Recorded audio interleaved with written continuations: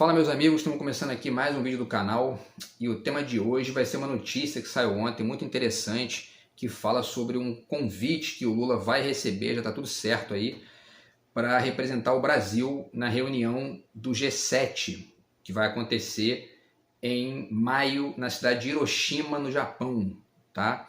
Então o G7 é o grupo dos países mais industrializados do mundo, tá certo? E essa classificação é muito importante aqui para a gente entender o cenário do mundo atual, tá? E a gente vai falar um pouco sobre isso, vai pegar esse convite importante aí que coloca o Brasil de novo no cenário mundial para poder pensar a indústria, a importância da indústria, né? Por que essa reunião está acontecendo, por que esse grupo tem tanta importância, por que esse convite para o Brasil é estrategicamente muito bacana, né? E ao mesmo tempo, por que isso permite que a gente pense aqui a relevância da indústria na política mundial de hoje, tá? E isso ajuda também a criar uma distinção entre esquerda e direita no Brasil, tá? Isso ajuda a pensar bem isso, que é um tema, enfim, e esse tema da indústria surgiu na campanha especialmente pela via do Ciro Gomes. O Ciro Gomes falou bastante nisso, né? E o Lula também fez algumas intervenções a respeito, então é interessante a gente pensar isso aí, tá? Então, em primeiro lugar, vale distinguir três grupos de países aqui para poder explicar bem o que significa esse tal G7, né?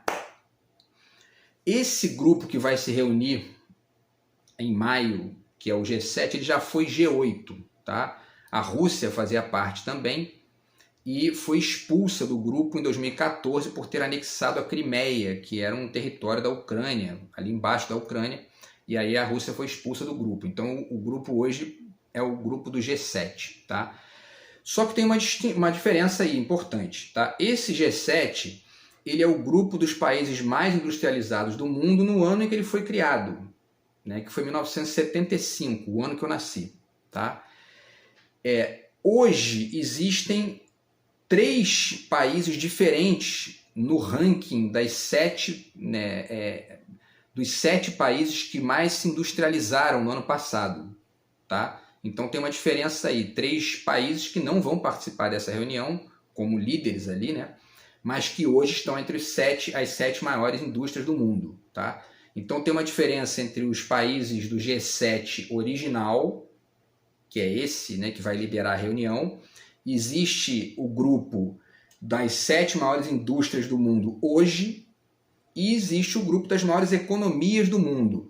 Por que tem essa diferença? Porque tem outros tipos de setores econômicos, né? Não é só indústria, tem serviços, né? Enfim, e comércio e outras coisas mais ali que estão em jogo, tá?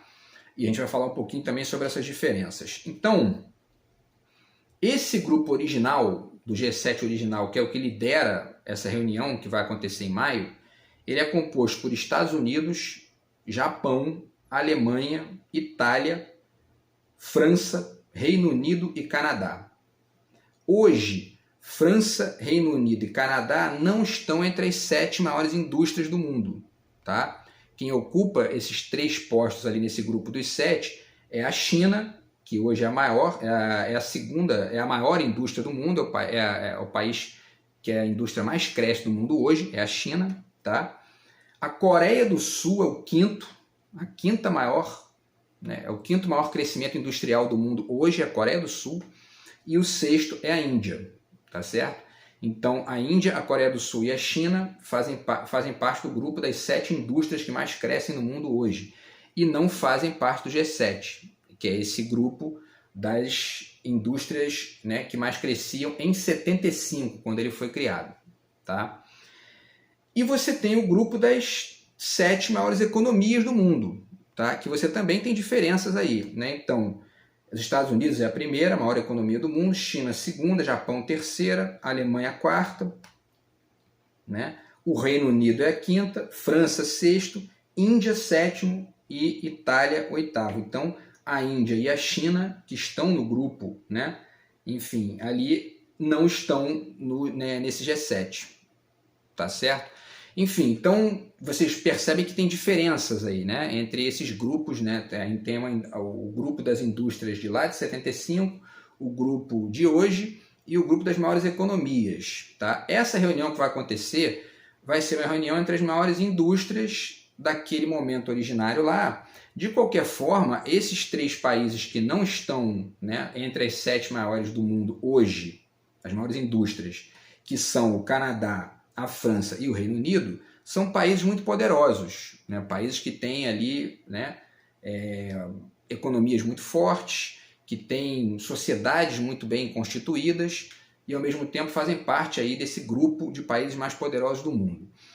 E isso não seria possível sem a indústria, sem o crescimento industrial, e também não seria possível sem a participação do Estado na economia, né?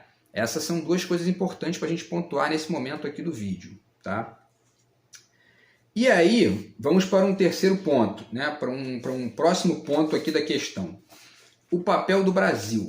O Brasil já foi a 10ª, né? O 10º maior crescimento industrial do mundo, tá? Até mais ou menos 2010. Depois começa a decair, nós estamos em 15º hoje, tá? O Brasil é a 15ª indústria do mundo. E aí eu peguei alguns links aqui para pesquisar de alguns institutos ligados à indústria e vou citar alguns para vocês aqui, tá? Segue o primeiro. Diz o seguinte, um desses links, né? Que é do Instituto ligado à Indústria Brasileira. O Brasil caiu para a 15ª posição no ranking mundial de produção industrial, ultrapassado pela Turquia. Essa notícia de 2022. Tá? A participação da indústria brasileira recuou de 1,35%, 1,31% da produção mundial em 2020 para 1,28% em 2021, segundo a Organização das Nações Unidas para o Desenvolvimento Industrial, que é a UNIDO. Tá? E aí ela continua, né, a notícia. O resultado é o pior desde o início da série histórica, que começou em 1990, segundo a Confederação Nacional da Indústria, CNI. Tá?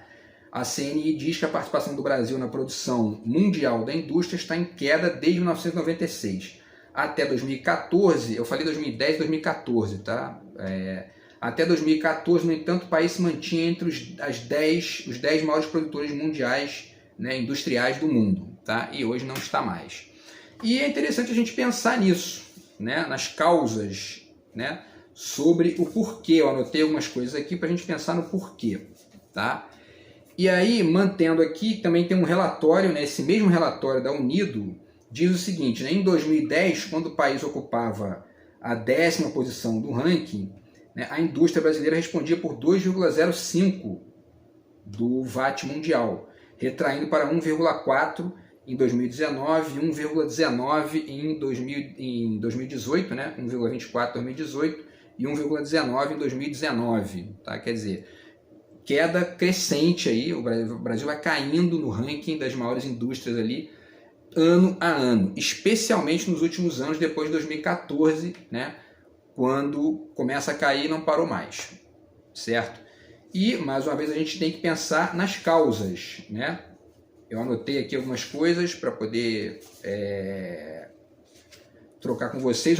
Mais um detalhe, antes de passar para a reflexão do vídeo, mais um detalhe importante aqui. Mais uma citação, tá, de um dos links aqui de baixo que eu vou deixar para vocês.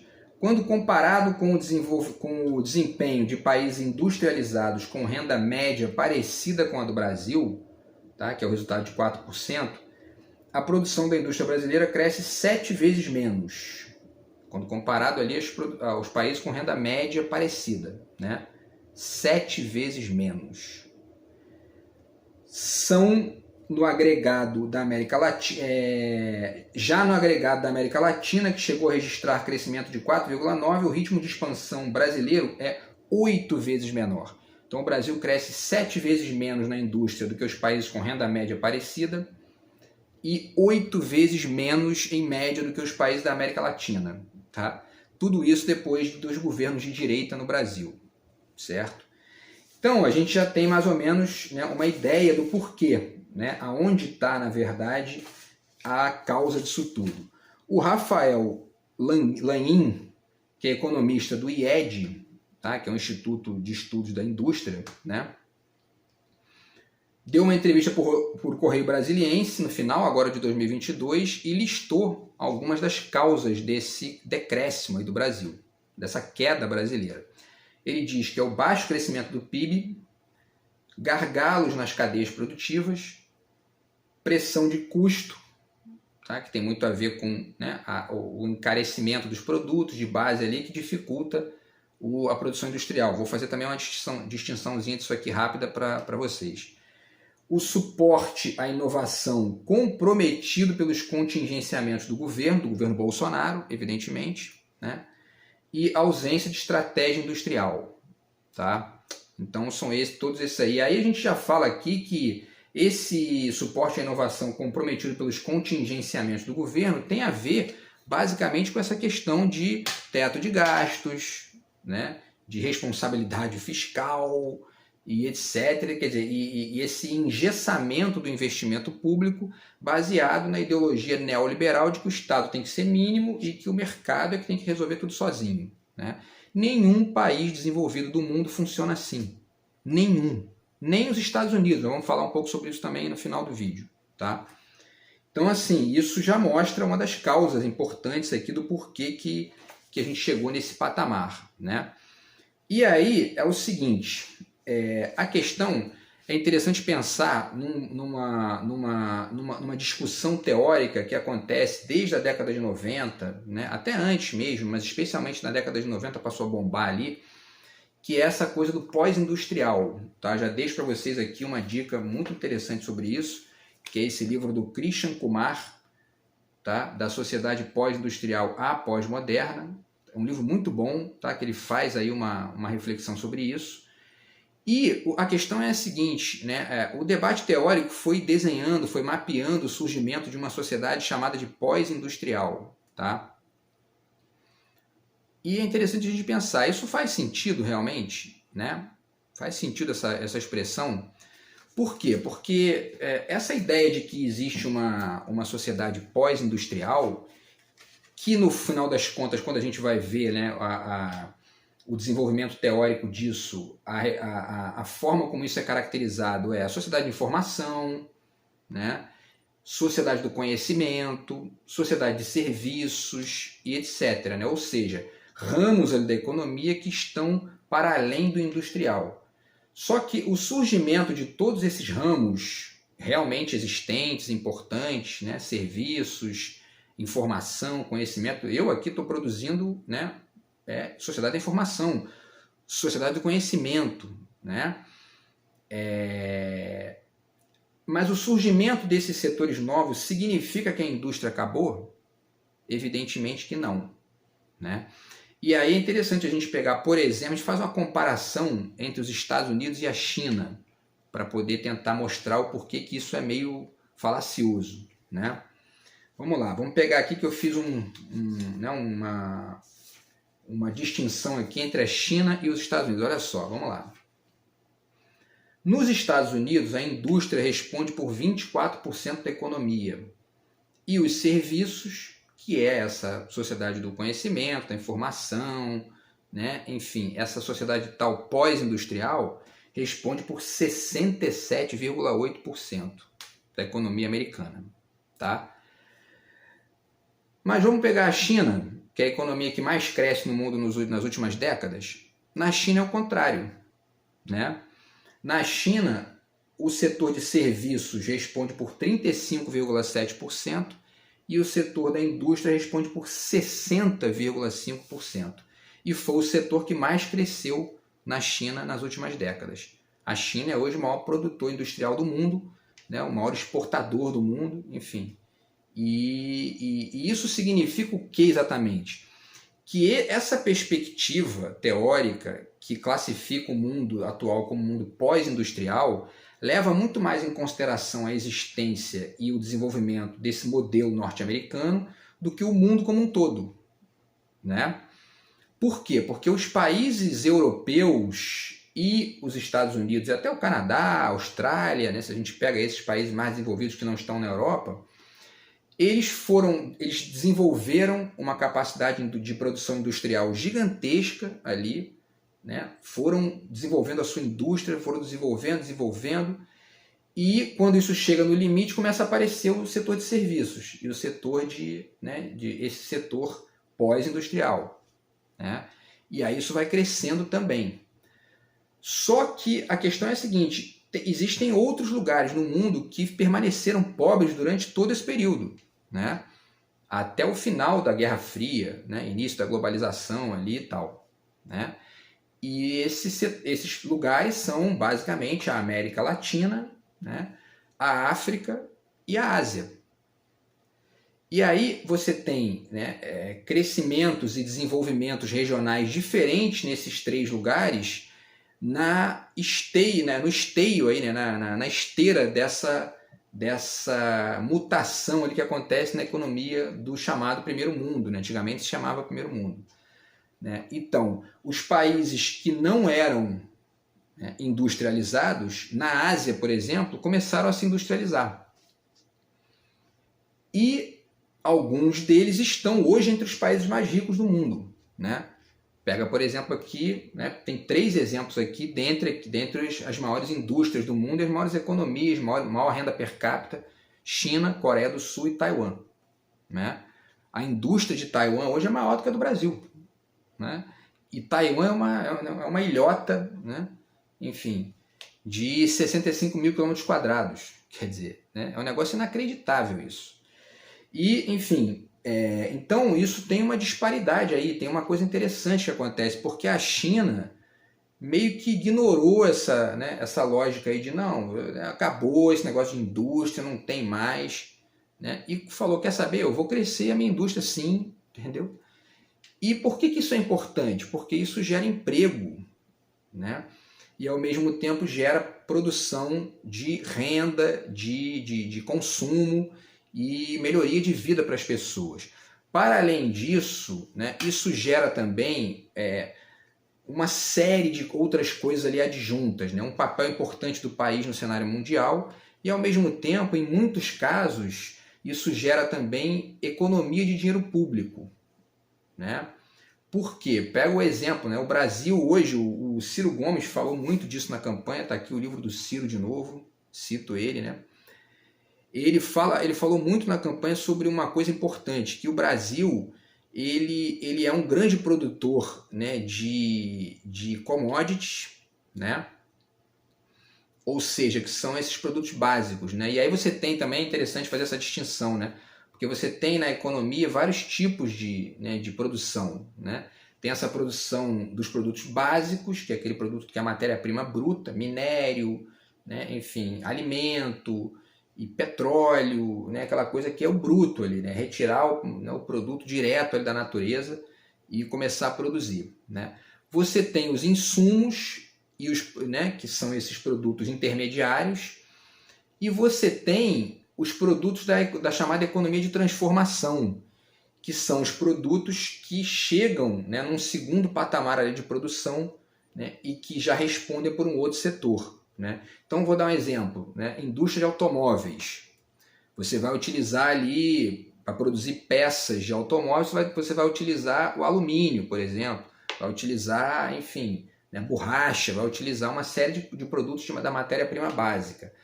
Mas você também vai utilizar um tipo de produção de transformação, que é pegar essa matéria bruta e transformar num outro produto, né?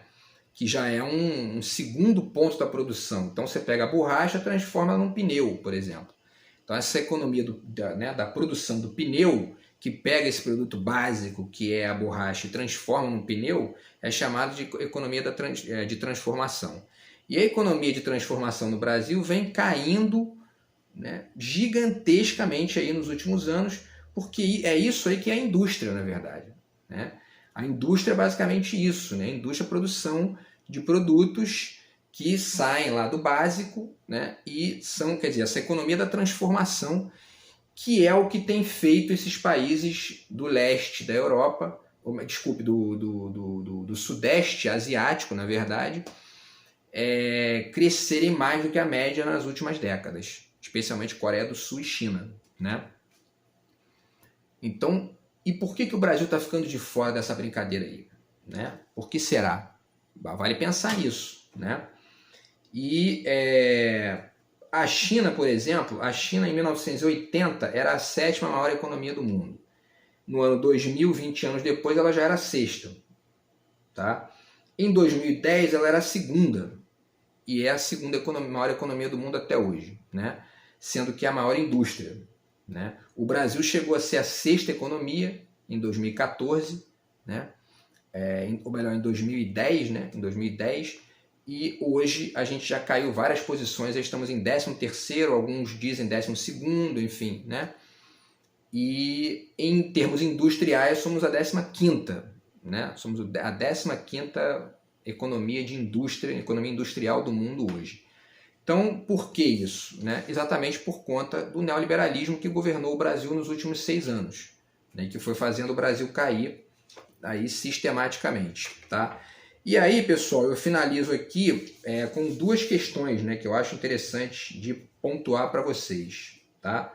Vou pegar aqui o que eu separei, que são as seguintes questões. Primeiro, no livro do Ciro, vou mostrar de novo aqui, tá? No livro do Ciro, ele traz para a gente aqui algumas medidas que ele acha importante de serem tomadas no que diz respeito a um projeto industrial para o Brasil. Tá? Então, aqui está o projeto dele para a indústria brasileira, e ele diz que a indústria de transformação já foi de 35% do PIB nacional, hoje está em 10%. Né? Tudo isso está aqui no livro do Ciro. E ele sugere aqui investimentos em alguns setores, tá? Que ele acha estratégicos. Petróleo, gás e bioenergia é o primeiro, saúde é o segundo, e aí ele fala que mais de 80% dos componentes dos remédios ali são comprados de fora. Isso traria uma economia de dinheiro público se a gente passasse a produzir isso aqui, né? Além de gerar emprego, enfim, tecnologia e às vezes descobertas, né, novas, vai saber aí o que pode acontecer com esse tipo de investimento, né? O agronegócio, né? Ele diz que 40% dos custos da produção do agronegócio, dos insumos, né? Porque o agronegócio não é só a produção direta, né? Você tem os agrotóxicos, tem, enfim, uma série de produtos ali que são utilizados para poder ajudar na produção, e 40% desses produtos vêm de fora. A gente poderia também produzir aqui, né? Ele fala também do complexo de defesa, né? E um dado bizarro aqui, a gente importa as fardas dos soldados, vêm da China, né? Negócio inacreditável, assim, né?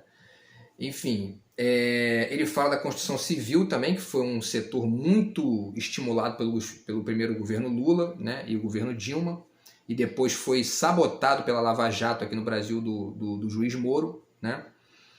E o apoio público ao crédito e as compras governamentais, né, à inovação, tá? E é assim que os Estados Unidos funcionam, tá? E aí esse é o último ponto aqui do vídeo, que a gente fica, né, os neoliberais brasileiros ficam vendendo a ideia que eles acreditam, alguns até de maneira ingênua, sem maldade, né, e outros por interesses próprios ali, né? Mas vendem a ideia de que não, o Brasil tem que ter Estado mínimo e etc, né? Os próprios Estados Unidos, que é o país que vende essa ideia para a gente, eles não funcionam assim, né? Eles têm um Estado gigantesco, eles aumentaram agora os tributos sobre as empresas, tá? Para poder tentar competir com a China, para poder impedir o crescimento da China, ou tentar competir com o crescimento chinês, né? Para a China não ultrapassar os Estados Unidos como a maior economia do mundo.